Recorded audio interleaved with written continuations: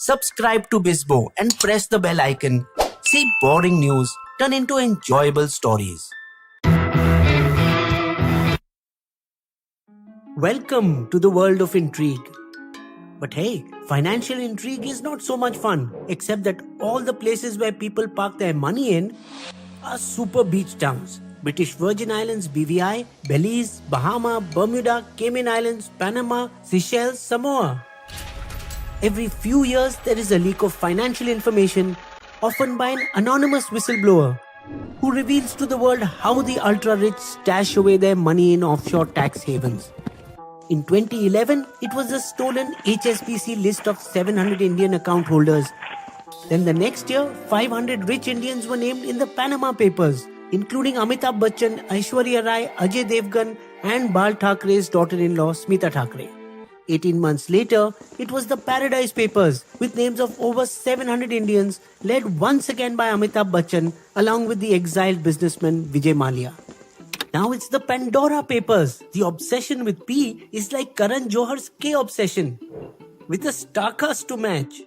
This latest one revealed a massive data trove of 29,000 shell companies and private trusts. It took the Indian Express Group 1 year to analyze just 60 of the 380 names in the list.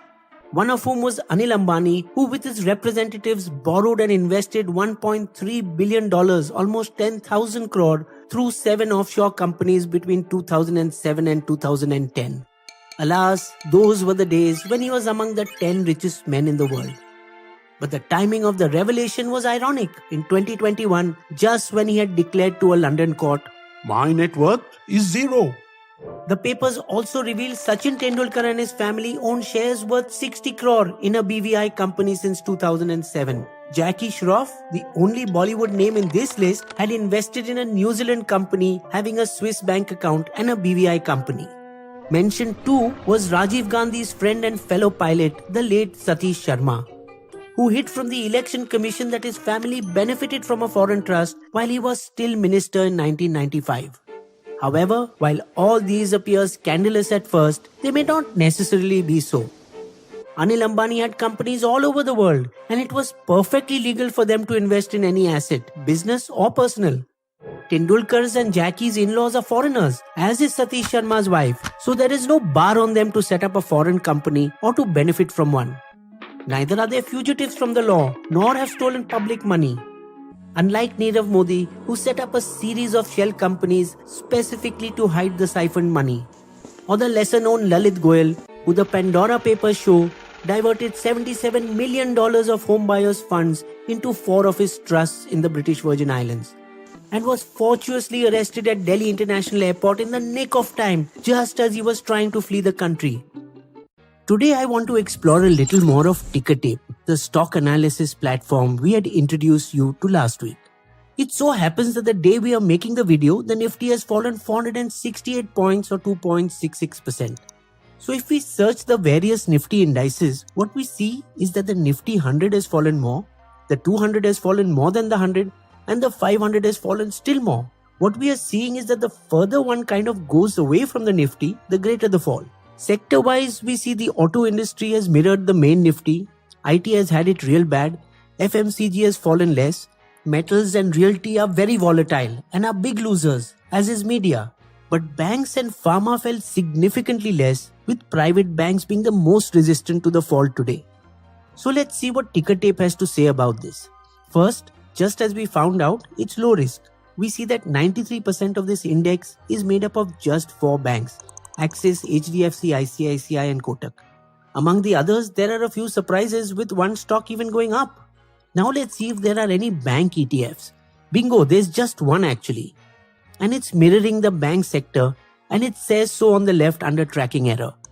To get a 3-month free pro account of Ticker Tape, use this code given in the link in the video description. It is also highly unlikely that any of these names mentioned in the Panama Papers list broke any law.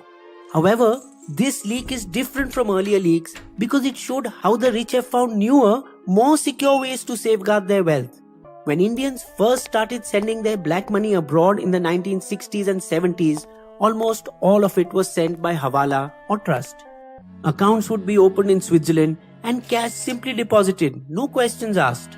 It was in the late 1980s, as the world began waking up to the billions of dollars siphoned off from around the world, that tax-free offshore banking picked up as a business and the likes of BVI, Cayman Islands and Belize gained popularity.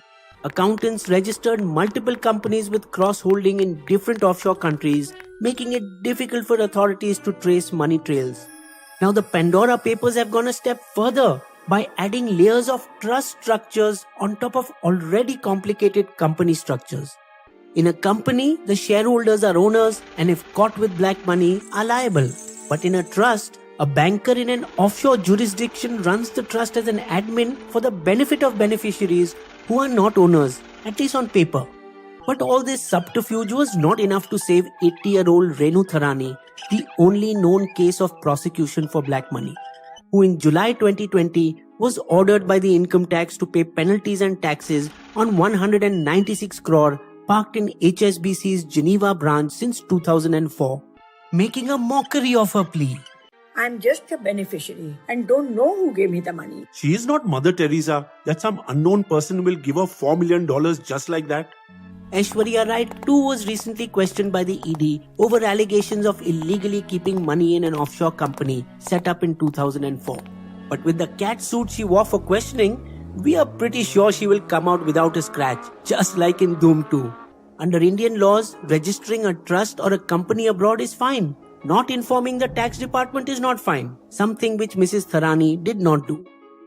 Ever since the liberalized remittance scheme was introduced in 2004 with an initial limit of $25,000 raised in stages and is now $250,000, Indians, by simply informing the government, can legally send money abroad for almost anything. Most listed in the Pandora Papers run large corporations which legally give them access to almost any kind of asset, even exceeding the $250,000 limit. A June 2021 report about a huge 209% rise in deposits by Indians in Swiss banks were actually made by Indian companies, not by individuals. According to Indian estimates, at least 7% of India's 2011 GDP or $130 billion of black money is stashed abroad. While according to a foreign estimate, it was 3.1% of 2015's GDP or $73 billion. But already much of that black money has become white by legally coming back into India via Mauritius, Dubai and other such double tax treaty countries. Why, even Nirav Modi's plan was to bring back all the money he had siphoned off from PNB, making it look like FDI or foreign direct investment into his company, based on which he would have made a killing on listing in the market and used that money to settle his outstandings at Punjab National Bank and everyone would go home happy.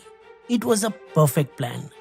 If anything, the amount of black money abroad has decreased in recent times, with the peak outflow having been between 1997 and 2004.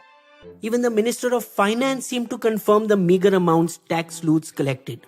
1,300 crore worth of taxes and penalties levied. 153 crore in Panama and Paradise paper leaks. As opposed to the large quantums Modi himself once believed existed. I will bring back black money from abroad to India and deposit 15 lakhs from it into every citizen's bank account. In pursuit of which, on the very first day he took charge in 2014, a special investigation team was formed under retired Supreme Court judges M.B. Shah and Arijit Pasayat to identify accounts with black money.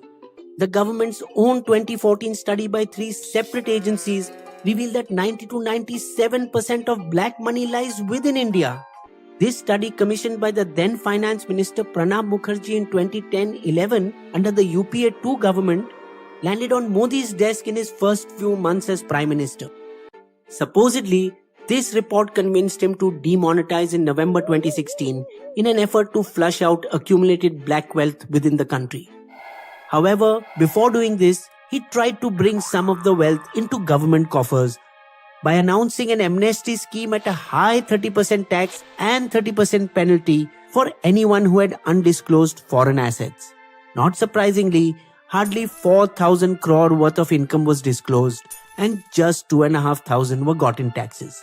The bigger amount of about 30,000 crore came in the 2016 income disclosure scheme that taxed unaccounted wealth inside India at 45%, This time 65,000 crore, almost $10 billion worth of unaccounted income and assets were declared. Legit businesses now mostly play by the rules, and the public knows who really has all the black money. The government is still conducting raids and unearthing undeclared cash, but only of opposition candidates. But if they raid and arrest people for corruption from within their own party, only then will the message go out that the government is serious. BISBO's limerick. There is a document called the Pandora Papers that gives information on tax evaders, but it flatters to deceive because all the real thieves are sitting at home and from the law are escapers. You will also find these sources listed in the video description section.